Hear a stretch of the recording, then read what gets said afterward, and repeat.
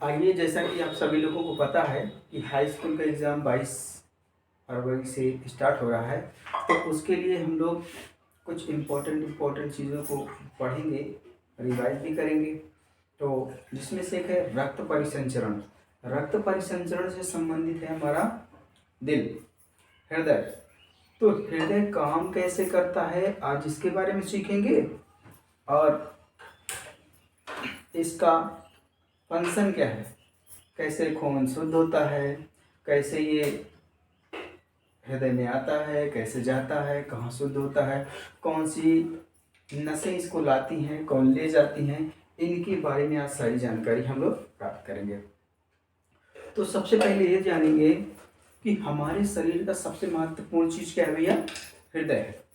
तो हृदय जो है, अगर हृदय धड़कना बंद कर दे, हृदय काम करना बंद कर दे, तो शरीर क्या हो जाएगी? निर्जीव हो जाएगी। तो इसके लिए हमें क्या करना होगा, इसके बारे में पहले ये सीखते हैं। हृदय के 4 भाग होते हैं। हृदय के 4 भाग होते हैं।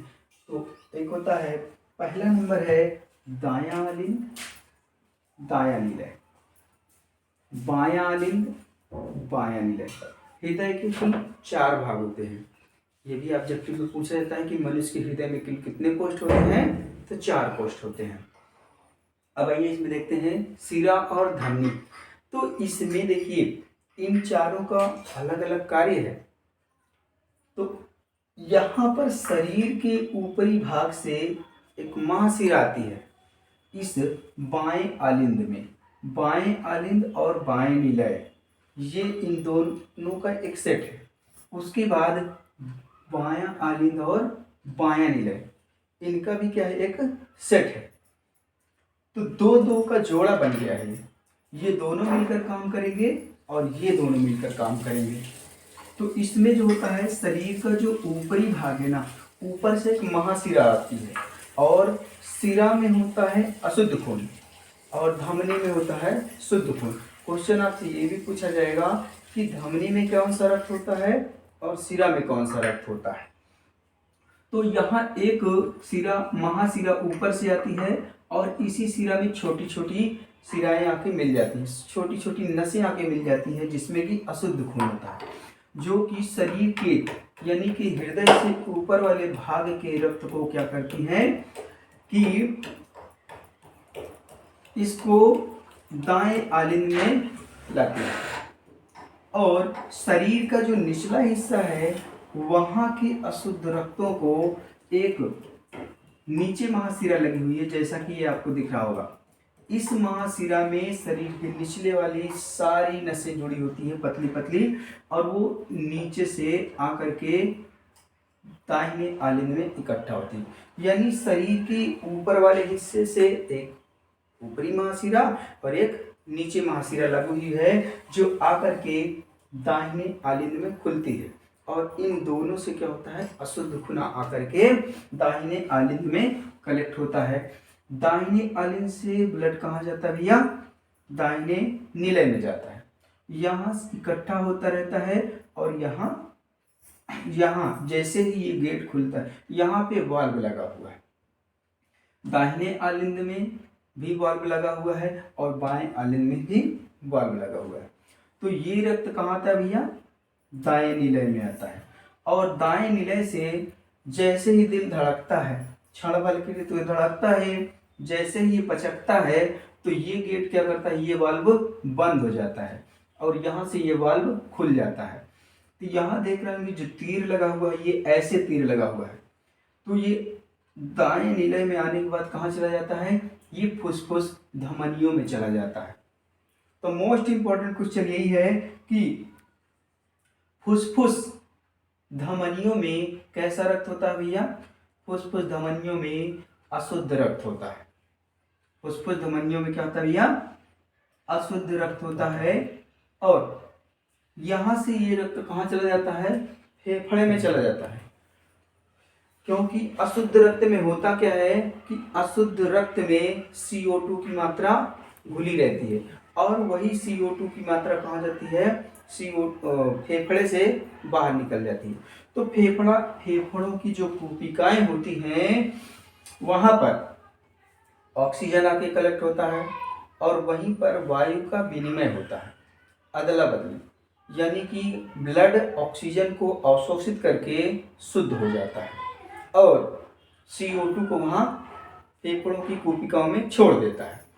फिर वहाँ से ये शुद्ध होकर के फुफ्फुस शिराओं के द्वारा ये कहाँ आता है, बाएं आलिंद में कलेक्ट होता है और बाएं आलिंद से ये शुद्ध खून कहा जाता है बाएं निलय में चला जाता है। अब बाएं निलय से ये जो तीर लगा हुआ है ये जो है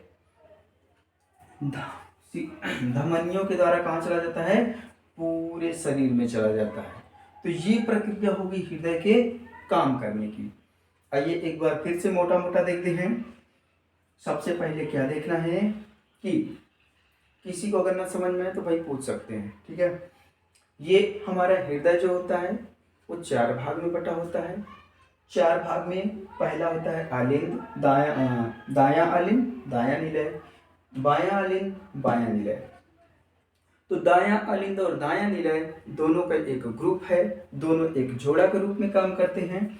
दाहिने आलिंद में क्या होता है कि ऊपर वाले अशुद्ध रक्त आके कलेक्ट होते हैं और नीचे से नीचे वाली जो महाशिरा होती है उससे नीचे वाले जो अशुद्ध रक्त होते हैं वो भी दाहिने आलिंद में आके कलेक्ट होते हैं। दाहिने आलिंद में जब ये हृदय धड़कता रहता है तो जब बाहर की ओर खुलता है तो ये वाला वाल्व खुल जाता है और उसी समय पे इधर का भी ये वाल्व खुल जाता है।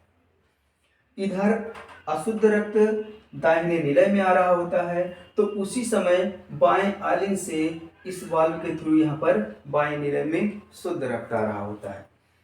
और जैसे ही हृदय दबता है, दबते समय ये दोनों वाल्व बंद हो जाते हैं, दाहिने निलय का भी और बाएं निलय का भी। तो उस समय क्या होता है कि जो दाहिने निलय वाला अशुद्ध रक्त है ये चला जाता है फुफ्फुस धमनियों से कहाँ, फेफड़े के पास शुद्ध होने के लिए। वहां से शुद्ध होने के बाद वो फुफ्फुस शिराओं से ये फिर से आता है बाएं आलिंद में। तो ये प्रक्रिया चलती रहती है और उसी समय जब ये वाल्व बंद होता है तो जब ये अशुद्ध रक्त फेफड़े के लिए जाता है तो उसी समय बायां आलिंद निलय का जो शुद्ध रक्त होता है वो पूरे शरीर में संचरित कर दिया जाता है। तो यहाँ से क्या क्या क्वेश्चन पूछा जाएगा, यहाँ से कई क्वेश्चन पूछे जाते हैं। एक तो रक्त परिसंचरण का पूछा जाएगा और दूसरा सबसे ज्यादा बहुविकल्पी में क्या पूछा जाएगा कि हृदय के कुल कितने कोष्ठ होते हैं। भैया 4 होते हैं। शुद्ध रक्त कहाँ बहता है, किन नलियों में, तो कहेंगे क्या, धमनियों में। धमनियों में शुद्ध रक्त होता है और शिरा में कैसा रक्त होता है, तो अशुद्ध रक्त होता है। और लेकिन इसको नहीं पूछता है, इसको कभी कभी पूछेगा। अगर क्वेश्चन कठिन करेगा तो ये पूछेगा कि फुफ्फुस धमनियों में कौन सा रक्त होता है, तो फुफ्फुस धमनियों में अशुद्ध रक्त होता है और फुफ्फुस शिराओं में शुद्ध रक्त होता है। यह उल्टा हो जाता है। क्यों? क्योंकि जो दाएं निलय से जब ये खून फेफड़े के पास जाता है तो इस नली का नाम क्या हो जाता है, फुफ्फुस धमनी। तो फुफ्फुस धमनी के द्वारा अशुद्ध रक्त फेफड़े तक जाता है, इसी नली को कहा जाता है फुफ्फुस धमनी। और उसके बाद जब फेफड़े से रक्त शुद्ध होकर के ऑक्सीजन को अवशोषित करके वापस आता है तो उस नली को कहते हैं फुफ्फुस शिरा। तो फुफ्फुस शिरा और फुफ्फुस धमनी ये केवल छोटी छोटी नली है। कहाँ से, दाएं निलय से फेफड़े तक जाने वाली नली को हम क्या कहते हैं, फुफ्फुस धमनी। और शुद्ध रक्त होकर के बाएं आलिंद में आने वाली नस को कहते हैं फुफ्फुस शिरा।